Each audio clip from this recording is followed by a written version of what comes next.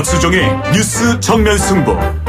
곽수종의 뉴스 정면 승부.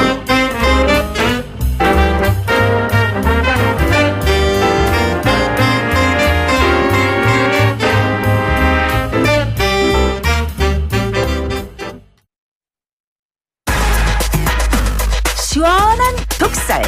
곽수종의 한방. 곽 박사님. 주파수 94.5 YTN 뉴스 FM 곽수종의 뉴스 정면 승부 3부 시작하겠습니다. 우리 경제의 위기 소리 맴돌고 있습니다. 4월, 8월, 12월 위기. 이들 위기설의 주요 변수들인데요. 환율 조작국 지정 가능성, 한미 FTA 재협상, 반덤핑 상계관세 부과, 유럽 경제 사태 악화, 중국의 대한금융투자부문 철수, 그리고 내부적으로 보면 대우조선해양의 부실채권 문제, 가계부채, 대량 해고, 이런 부분들이 지연내관입니다. 시간이 갈수록 경제 위기는 희석되기보다 더 악화될 변수들도 많습니다. 당분간 상존할 수밖에 없는 변수입니다. 올해 하반기로 갈수록 미 금리 인상에 따른 우리나라와 금리 차가 확대될 수밖에 없고, 미국은 지난해 경제학회에서 지적했던 2017년 말 2018년 초 미국발 불황 재점화가 현실화된다면 미 증시를 중심으로 급격히 금융경색이 일어날 수 있습니다. 어느 대선 후보들이 이 문제를 해결할 글로벌 네트워크와 비전을 보이고 있는지요. 그저 내가 되면 다 해결된다. 이거 아닌가요? 여기에 안보 문제까지 겹쳐 있습니다. 안 그래도 남사군도 문제, 북핵 문제 등을 놓고 울고 싶었던 중국의 뺨을 때리는 핑계가 되어버린 사드 문제. 미군 전력이 지금 속속 한반도로 집결 중이다라는 소식이 있습니다. 북한의 6차 핵실험은 어떻게 될까요? 그 결과는 무엇일까요? 우리 군은 작전에 투입되기 전에 가정통신문을 보낸다지요. 우리가 정치라는 주제에 함몰되고 있을 때 우리 주변의 경제와 삶은 더욱 팍팍해지고 있다는 것 알아야 되겠습니다. 늪에 빠지고도 벼덩구리기만 하면 더 빨리 깊이 늪에 빠집니다.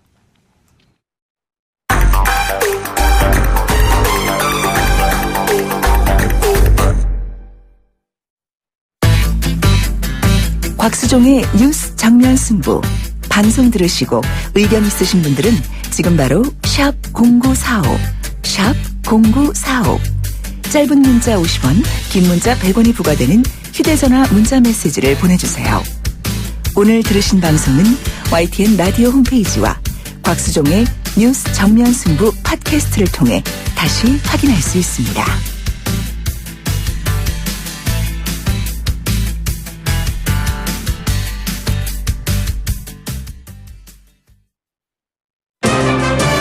곽수종의 뉴스 정면 승부. 정치 고수들이 펼치는 정치 토크의 향연. 정치 길게 토크바. 네, 또 정치 이야기를 해야 되겠습니다. 자, 각기 다른 시각으로 우리 정치를 바라보는 두 분 모셔야 되겠습니다. 대한민국 정치 이슈를 다각적으로 짚어보는 시간인데요. 정치 길게 토크오바 시간입니다. 오늘도 두 분 전문가 교수분 모셨습니다. 경희대학교 노동일 교수님 안녕하십니까? 네, 안녕하세요. 대제대 정연정 교수님 모셨습니다. 안녕하십니까? 네, 안녕하세요. 예. 자, 지금 방금 TV 화면에서도 안철수 전 대표 국민의당 후보 선출 확실이라고 하는 뉴스 속보가 뜨고 있는데, 이렇게 되면 이제 장미 대선 대진표가 어느 정도 그림이 잡히지 않습니까? 어떻게 보십니까? 정연정 교수님. 예, 먼저 그 각 정당의 후보가 국민의당 후보 확정으로 이제 다 결정이 됐죠, 거의. 네. 그래서 지금 5명 후보가 뛰고 있는 거 아니겠어요? 그렇죠. 근데 지금 우리는 양자를 이야기한단 말이죠. 다른 후보들이 좀 섭섭하시겠어요. 예. 유승민 후보 또 홍준표 후보 그리고 네. 심상정 후보까지. 네. 근데 어쨌든 지금 강대강 구도를 사실은 필요로 하고 있는 것 같습니다. 워낙 네. 그 문재인 후보가 대세 아니겠어요. 네. 그랬더니 그 대세에 견줄 수 있는 또 다른 축의 필요성들이 제기가 네. 되고 있는 거죠. 그래서 아마 이제 양자 구도가 성사될지 그렇게 지금 예측들을 많이 하는데요. 네. 저는 개인적으로 이번에 좀 어렵지 않을까라는 예측을 해봅니다. 조심스럽게. 양자 구도가 어렵지 않나? 네, 왜냐하면 실제로 이제 뭐 연대론이나 연합정부, 뭐 공동정부 이런 개념들을 통해서 사전에 구도 변경을 가지 않은 선거가 될 가능성이 높거든요. 예. 특히나 국민의당 입장에서 자강론이 지금 이번에 또 대세를 확인하면서 자강론이 또 탄력을 받지 않겠어요. 국민의당 같은 경우에. 예. 안철수 후보가 상당히 중요하게 보고 있는 또 노선이고요. 그래서 실제로는 이렇게 되면 이른바 이 보수와 중도를 아우르는 나름대로의 어떤 표의 결집이라고 하는 구도가 상당히 어려워질 수 있다. 국민의당의 어떤 그 사정 때문에. 예. 그래서 아마 각자 보수는 또 자기 세력을 결집시키기 위해서 각자 뛰는 이런 형태로 되고 최소한 제가 볼 때는 그렇게까지는 될 것 같아요. 유승민 후보하고 홍준표 후보가 뭐 막판 아주 전격적으로 후보 단일화를 해서 네. 보수의 어떤 지지율을 최소한 한 20%까지 끌어올리는 전략 이런 것들이 된다면 그럼에도 여전히 다자거든요. 예. 그래서 저는 여전히 다자 구도가 될 것 같습니다. 노선일 교수님, 과거에 네. 그 노태우 대통령하고 김영삼, 김대중 네네. 이 세 분이 나오셔서 한번 해가지고 노태우 대통령이 당선됐지 않습니까? 그렇습니다. 네. 그 경우도 가능할까요? 어떻게 보십니까? 87년 대선 때죠. 그때가 노태우 후보가 36.6%로 예. 당선이 됐죠. 서울의 봄 예. 그리고 이제 YS가 28%, 예. DJ가 27%, 그렇죠. JP가 8% 얻었습니다. 예. 근데 이제 그때 저도 지금 생각을 하면서 그 지금 현재 5자 구도가 만들어져 있지만 예. 이대로 끝까지 가리라고 생각지 않는데요. 예. 그렇다면 어떻게 해야 되느냐. 예. 안철수 후보가 이기려면 이제 지금 예. 이기는 구도가 이제 문재인 안철수 양자 구도에서 이제 뭐 비슷비슷하거나 예. 오히려 이긴다는 그런 얘기가 나오지 않습니까? 예. 그렇다면 안철수 후보는 인위적으로 만들어내야죠. 예. 단일화 구도를 만들어내야 되는 것이고요. 예. 지금처럼 이제 지금처럼 자연적으로 국민 선택해 줄 것이다. 예. 라고 하는 건 제가 바로 지금 그 말씀을 드리고 싶었는데 예. 87년 선거 같은 13대 대선과 같은 예. 그런 구도가 될 가능성이 높다. 그렇게 네. 봅니다. 예. 그 당시 출마했던 그 YS DJ YS 뭐 민주화 진영에서 엄청나게 단일화 압력을 가했지 그렇죠. 않습니까? 예. 그럼에도 불구하고 둘 다 출마했을 때는 예. 우리도 출마하면 설마 노태우 후보가 당선될 것이라 그렇게 생각 안 했을 겁니다. 예. 본인들 마음속에는 예. 나로 국민들이 밀어줄 거야. 분명히 생각했을 거예요. 그리고 DJ는 특히 그때 뭐라 했습니까? 사자 필승론. 그래가지고 영남표는 노태우 김영삼이 뭐 반씩 반분하고 네. 그리고 다른 지역 특히 이제 그 호남 지역 표가 나한테 몰표로 쏟아질 그렇죠. 것이고 예. 그 호남 지역 출신들 수도권이나 이런 다른 지역의 표가 나한테 예. 몰려서 당선될 거다. 그런 얘기 했거든요. 안철수 후보가 지금 국민들이 저절로 단일화 이루어질 것이다. 예. 라고 하는 건 그런 구도 비슷합니다. 그러니까 만약에 본인이 네. 1대1 구도를 원한다면 예. 그걸 인위적으로 만들어낼 수 있는 정치력을 보여야 되는 겁니다. 예. 그러니까 DJ가 두 번이나 실패했지 않습니까? 87년, 92년. 네. 그리고 나서 결국 DJP라는 DJ 연합이라는 누구도 생각하지 못했던 요신 본당과 손을 잡는 예. 그런 단일화를 만들어내서 결국 이겼지 않습니까? 예. 그것처럼 단일화 구도를 본인이 만들어내야죠. 근데 그런 정치적 역량이 있을지는 미지수죠. 예. 있습니까? 정혜진 교수님? 있다고 현재로서는 좀 어렵지 않나라는 네. 생각이고요. 그거는 아마도 저는 이게 참 어떻게 봐야 될지 모르겠는데 안철수 후보가 국민의당 후보로 그 선출되어지는 과정들을 보면 네. 6곳에서 계속 압승을 하고 있고요. 그렇죠. 최종 득표율이 거의 70%를 육박하는 그런 상황이거든요. 예.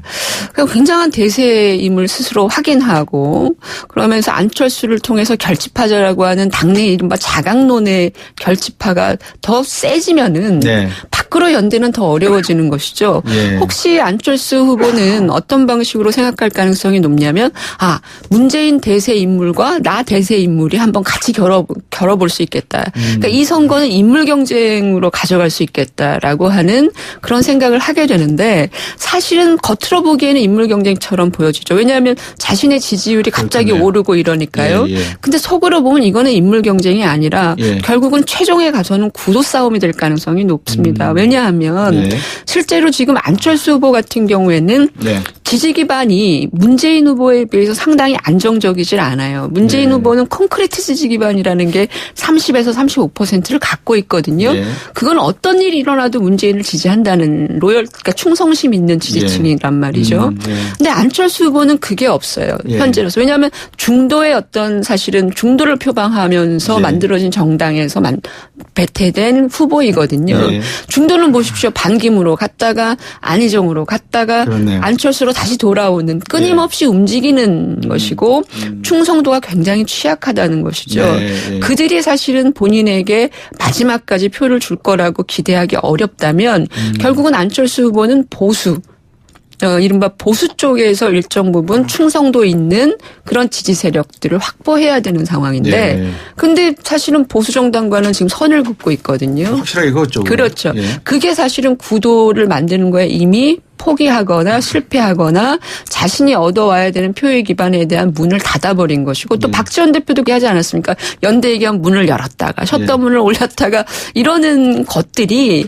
실제로는 그런 충성도 있는 유권자들을 끌어모으는 상당히 걸림돌이 되고 있어요. 그래서 뭔가 안정적인 기반을 만들어서 최대한 이쪽의 어떤 그 보수의 유권자들의 안정적인 충성도를 끌어올 수 있는 구도를 스스로 만들어주는 이런 것들은 그거는 사실은 우리가 알고 있는 것처럼 개혁하는 보수와 함께할 수 있는 공동정 미래 한국에 대한 구상이라든지 사실은 뭐 박근혜 정권에 대한 책임이 있는 세력과는 같이 갈 수 없다는 건 너무나 자명한 것이거든요. 네. 그렇다면 최소한 개혁하고 변화하려는 그런 어떤 보수 세력들과 함께 갈 수 있는 미래 플랜을 가지고 그런 걸 가지고 사실은 연대 세력을 만들 수 있어야 한다면 해야 되는데 이게 지금 뭐 한 70%씩 그냥 당내 경선에서 지지를 받고 후보로 확정이 되다 보니 그렇게까지 또 열려지기도 어려운 상황이어서 좀 어렵은 것 같습니다. 방금 말씀하시는 가운데 이제 YTN 뉴스 속보가 나왔습니다. 안철수 후보가 대전 충청 경선에서 85.37% 득표를 해서 손학규 후보 12.37%, 박주선 후보 2.26%, 총 누적 득표 안철수 후보가 72.71%로 국민의당 대선 후보로 선출됐다는 소식입니다. 그래서 결국 오자 구도로 지금 만들어졌네요. 저는 뭐 변화할 가능성이 있다고 보는데요. 네. 뭐 안철수 후보가 지금이야 당연히 뭐 그렇게 얘기를 해야죠. 네. 왜냐하면 그 지금 안희정 후보의 그 추락을 보면서 아마 느끼는 게 많을 거예요. 저는 그 민주당 경선을 보면서 안희정 후보가 예상보다 너무 못해줬다는 생각이 들거든요. 한 30%대 후반 정도를 득표해서 결선 투표를 갈 수 있는 그런 가능성도 보이지 않을까 싶었는데 근데 지금 딱 뭐 안희정 20, 이재명 20 그렇게 돼버렸지 않습니까? 이재명 후보가 물론 의외로 선전했다는 면도 있지만 한때 바람을 타고 올라가던 안희정 지사의 지지율이 어디서 꺾였습니까? 대연정 얘기하고 그랬죠. 더구나 또 박근혜 전 대통령도 선의로 뭐 그랬을 거야라는 얘기하다가 꺾였지 않습니까? 그런 걸 보면서 안철수 후보가 자기가 만약 그런 행보를 보이면 대연정하겠다, 연대하겠다, 특히 이제 자유한국당을 포함한 보세력과 그런 순간 추락할 거라는 걸 아는 거죠. 그렇기 때문에 지금은 절대 말을 못합니다. 그러나 이제 정말 그 다자 구도가 확 되면서 이렇게 가다가는 문재인 후보가 되는 게 확정된다 하는 순간이 되면 안철수 후보도 변할 거고요. 저는 박지원 대표가 앞장서서 만들어낼 겁니다. 그러니까 자기가 오물은 자기가 뒤집어 쓰고 요건 자기가 먹고 안철수 후보는 자기가 어떤 그 뭐 밀어서 억지로 되는 것처럼 해서 저는 자유한국당까지는 포함하지 않더라도 적어도 바른정당과는 충분히 연대가 가능하다고 보이거든요. 어저께 그 이용주 의원이 나오셨었죠. 제가 들었는데. 이용주 의원. 그 자리에서 또 하는 걸 들었는데. 이용주 의원도 저는 그 바른정당과 연대를 완전히 그 부정하지는 않았다고 생각이 들거든요. 특히 39석 가지고 되겠느냐. 그런 말씀 하실 때 인정했잖아요. 그거는. 그렇게 국민들이 그거 당연히 보거든요. 아무리 안철수 후보가 지지율을 하더라도 정당을 볼 텐데 39석 가지고 집권을 해 말이 안 된다는 얘기입니다. 그러나 30석 정도를 가진 바른정당 연대했을 때 그 정도면 그래도 또 나중에 집권하고 나서 뭐 공동정부라든지 이런 걸 구상한다는 그런 약속을 했을 때 충분히 좀 그 설득력이 있다고 보여지고요. 그래서 어느 순간 가서는 저는 뭐 완전 단일화 보수 정도 세력이 완전 단일화는 아니더라도 바른정당과의 연대 정도는 충분히 가능할 것이다. 저는 그렇게 생각합니다. 그런데 사실은 이제 그런 얘기들을 많이 하시더라고요. 그러니까 바른정당과의 연대 가능성은 사실은 아주 오래전부터 열려 있었던 거라고 저는 생각을 해요. 각자가 갖고 있는 의석도 변한 게 없고요. 그런데 이제까지 그 바른정당 카드를 사실은 고려치 않은 걸로 저는 알고 있거든요. 그러면서 박지원 대표, 아까 박지원 대표가 나서서 할 거라고 말씀하셨는데 그 국민의당에 있어서 바른정당은 박근혜 정권을 만들어낸 세력이다라는 규정들을 스스로 했어요.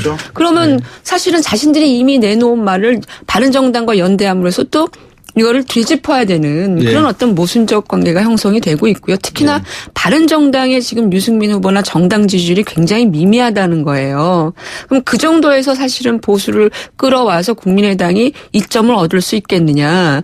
박지원 대표 입장에서 그렇게까지 해서 뭐 공동정부까지 구상까지 염두에 두고 바른정당하고 연대하는 그런 구상을 굳이 할 필요가 있겠느냐라는 그런 것이거든요. 네. 그렇다면 바른정당과의 어떤 그 연대만 국한된 연대는 네. 국민의당 스스로도 내부에서는 별로 효과가 없다라는 판단을 이미 내렸다라는 거고요. 네. 그렇다면 이걸 어떤 방식으로 범보수로 시너지를 줄 건가에 대한 고민이 있는 거 아니에요? 그러니까 김종인 그 전 비대위원장이라든지 예. 또는 정운찬 총리라든지 또는 또 홍석형 회장이라든지 예. 이런 어떤 보수 쪽에서 상당 부분 역할을 해줄 수 있는 네. 그런 분들과 더불어서 특히나 자유한국당에 있는 이른바 탄핵 찬성파들 의원들이 있지 않습니까? 네. 그리고 이 보수가 이대로 돼서는 안 되겠다라고 고민하는 그런 개혁 세력들 네. 이런 분들과 함께 해서 거기까지 연대 범위를 넓혀 가는데 그것을 예를 들면 반문연대로 가서는 안 될 것 같고 네.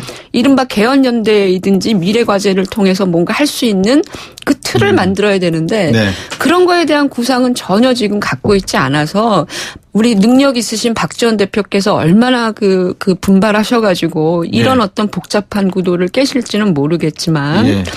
사실은 점점 더 희박해진다. 그러면서 오히려 자강론의 틀에 갇혀서 고립되어지는 것이 아닐까라는 거고요. 이번 싸움은 만약에 다자구도가 되면 말이죠. 네. 외연 확장이 중요한 문제가 아닐 것 같아요. 자기 집토끼를 잘 지키는 사람이 승리할 것 같습니다. 네. 그러니까 아까 말씀하신 것처럼 자신들의 확고한 지지 기반을 확보한 사람. 지금 문재인 후보가 한 30% 중반대로 보여지고요. 네. 그러면 자기 것을 최대한 많이 지키는 사람. 그래서 지금 홍준표 지사나 유승민 후보 지금 다시 또 보수에게 호소하고 있는 거 아닙니까? 그럼 그 네. 각을 세우면서 네. 색깔을 선명하게 드러내고 네. 자기 지지 기반을 명확히 갖고 있는 사람들이 예. 이길 가능성이 높은데 네. 안철수 후보는 그게 있나라고 하는 거죠. 사실은 저 최근에 올라간 인기도 언제 네. 또 변화될지 모르는 표심이고요. 네. 그렇다면 그걸 하기 위해서 뭔가 있어야 되는데 현재로서는 연대이든 무엇이든 구도 변경이든 아무런 준비가 되어 있지 않은 것 같아서 예. 상당히 좀 어려운 면이 있겠다라는 생각이 드는 거죠.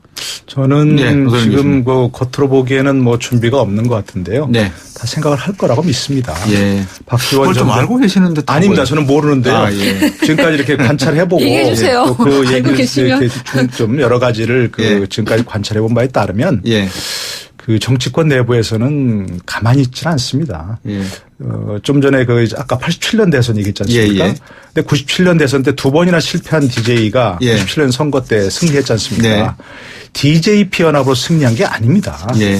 이인재 후보가 출마해줬기 때문에 예. 이인재 후보가 이해창 후보의 표를 460만 표를 삭감했기 때문에 이긴 겁니다. 예, 예. 그때 제가 이제 특히 여러 가지 알고 있는 바로는 예. 이인재 후보를 출마시키기 위해서 예. DJ 쪽에서 굉장한 공을 들였습니다. 예. 이미 그때 하친한국당 경선에서 예. 떨어진 다음에 이인재 후보 지사 경기지사는 예. 돌아갔지 않습니까? 예, 예. 지사 자리로 돌아가서 예, 예. 그때 본인은 엄청 대만족했죠. 네. 어마어마하게 이인재 돌풍이 일어났었고. 예.